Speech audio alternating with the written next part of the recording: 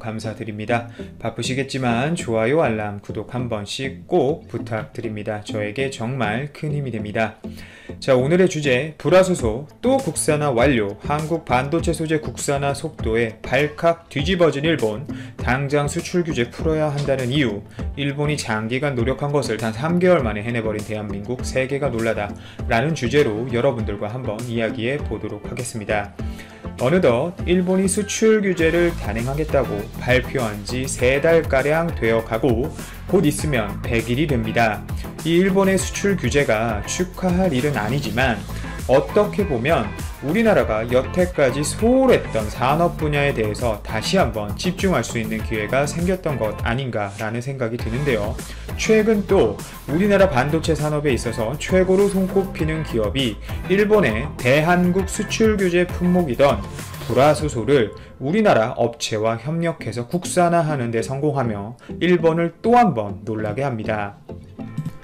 이런 한국의 수출 규제 품목에 대한 국산화 속도가 너무 빠른 나머지 일본 정부는 예상을 크게 빗나갔다는 판단을 하고 있는데요. 실제 SK하이닉스가 일본의 수출 규제 품목으로 지정되었던 액체 불화수소를 국산화하는 데 성공했습니다.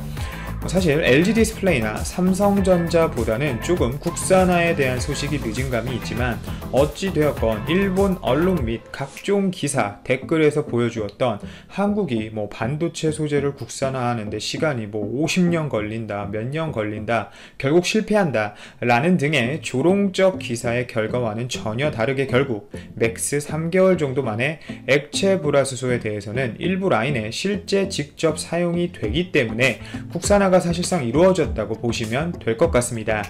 이달 초부터 라인에 직접 투입하는 테스트가 끝났고 반도체 공정에 사용할 수 있도록 반도체 생산 라인에 직접 투입을 하고 있다고 하는데요. 실제 이 SK하이닉스가 1년간 반도체를 생산하는 데 필요한 액체 불화수소의 약 절반 수준만큼 약 7,000톤이라고 하는데 약 7,000톤 정도 생산을 가능한 업체가 또 나타난 겁니다. 이 업체의 이름은 이제 네이버 급상승 검색어에 오르는 등의 모습을 어제 많이 보여주었기 때문에 제가 굳이 언급하지 않아도 반도체에 관심이 있으시거나 제 방송 들으시는 분들이라면 어느 정도 파악하고 계실 거라고 저는 생각을 합니다. 참 다행인 부분입니다. 일본의 어이없는 만행이 지금까지 이루어지고 있거든요. 현재 일본의 수출 규제 및 화이트리스트 제외 이후 불화수소라는 항목을 3번 수출 허가를 내주었습니다. 그런데 실제 기체 불화수소는 3번 수출 허가를 내주었지만 현재 우리나라가 국산화를 열심히 노력하고 있는 이 액체 불화수소에 대해서는 단 한 건도 수출 허가를 내주고 있지 않은데요. 이유도 참 웃깁니다. 서류 미비, 서류 보완 필요 등의 이유를 내세우면서 승인하지 않고 있다는 거죠. 전반적으로 일본의 이런 의도는 뻔합니다. 보여주기식 수출을 하고 있는 건데요. 실제 고순도 불화수소, 즉 에칭가스의 경우 액체 불화수소 대비 더욱 순도가 높고 일본이 직접 보관하기도 까다롭기도 하면서 유통기한 자체가 액체 불화수소 대비 더욱 짧은 시간을 갖고 있다는 이런 특성 때문에 일본이 계속 수출 허가를 내주고 있는 겁니다. 또한 액체 불화수소 대비 초고순도 불화수소 가스의 경우는 사용처가 극히 제한적입니다. 오히려 우리나라 중소기업 및 대기업이 전반적으로 넓은 영역에서 필요로 하는 불화수소는 기체 불화수소가 아니라 액체 불화수소라는 게 핵심인 거죠.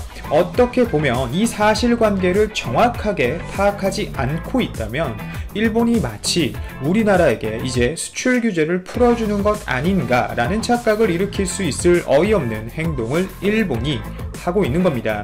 결국 아직까지 우리에게 수출 규제를 풀었다는 생각을 절대 할 수 없다는 것이고 단지 본인들 매출에 직격탄을 맞으니 그나마 유통기한이 짧은 기체 불화수소를 유통기한 거의 다 되어갈 때 요 재고 위주로 우리나라에게 보내고 있는 거라고 판단하시면 됩니다.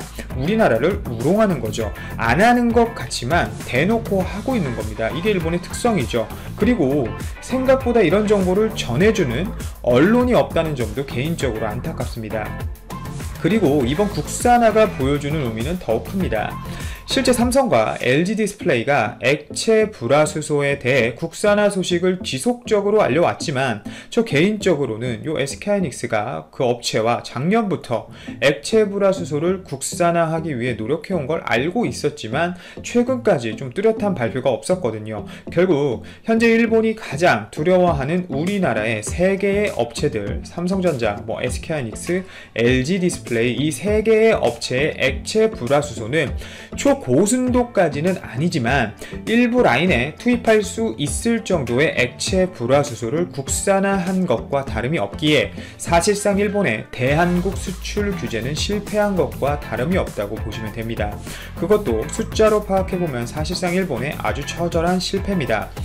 우리나라가 IT 강국이란 얘기가 오래전부터 나오고 있고 맞는 사실이지만 제조업 또한 다른 나라에 비해 강하게 발달한 나라가 바로 우리나라입니다.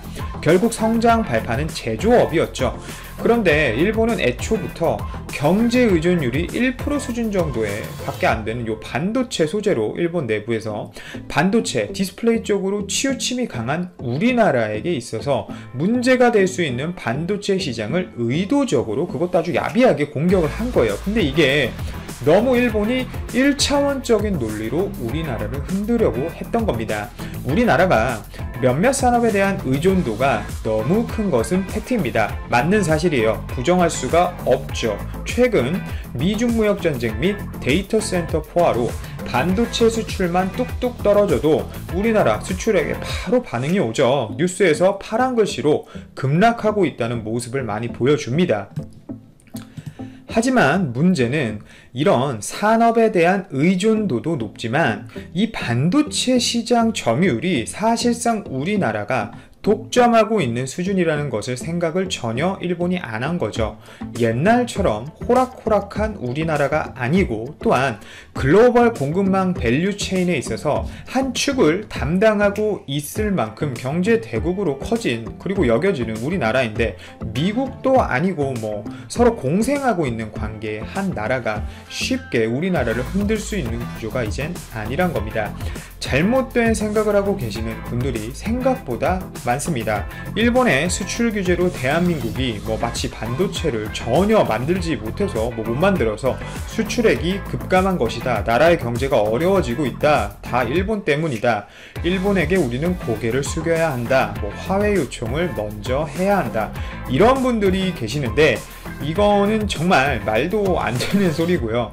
또한 우리나라 액체 불화수소를 써서 수율이 크게 아베 신조 일본 총리가 집권하면서 일본의 경기 부양을 위해 내건 아베노믹스가 그 추진력을 잃을 전망이다.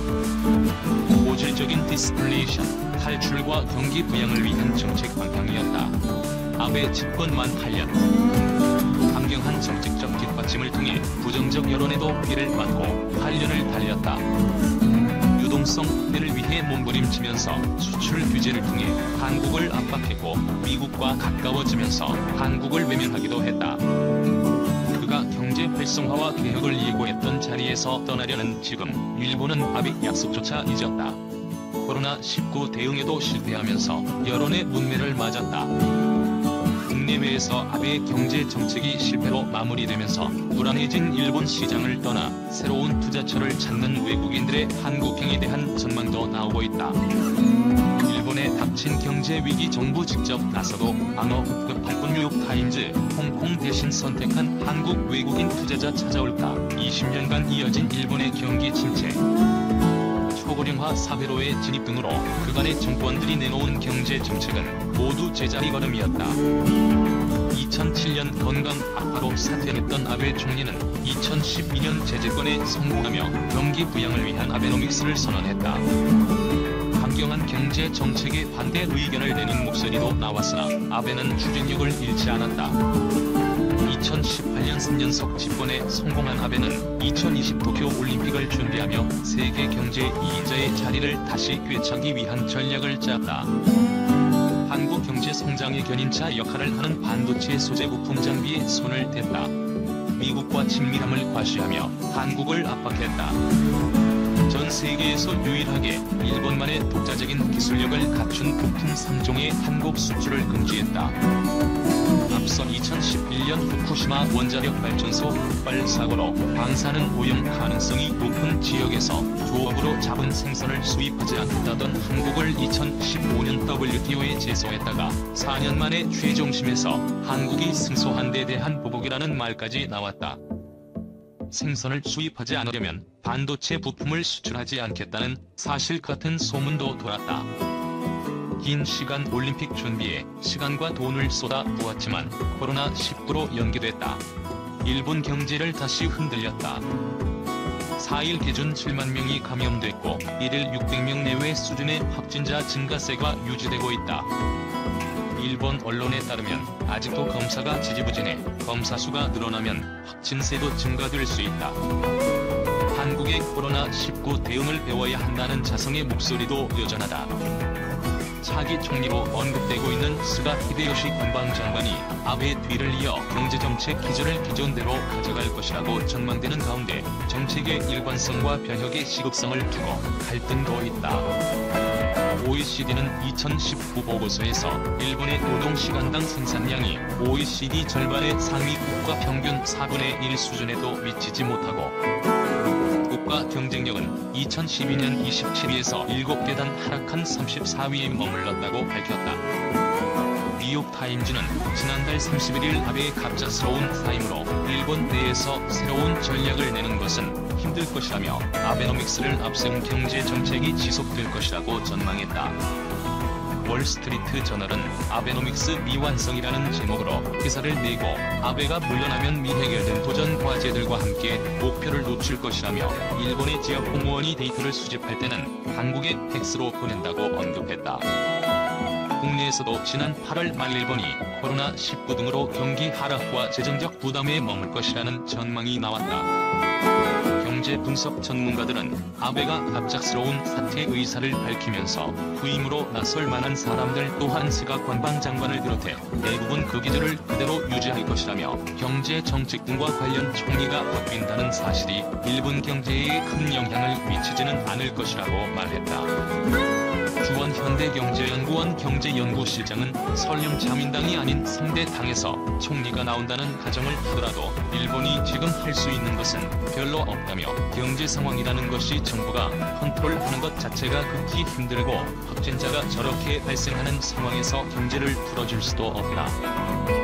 일본 정부가 직접 개입하더라도 방어에 급급하는 수준에 머물 것이라고 말했다.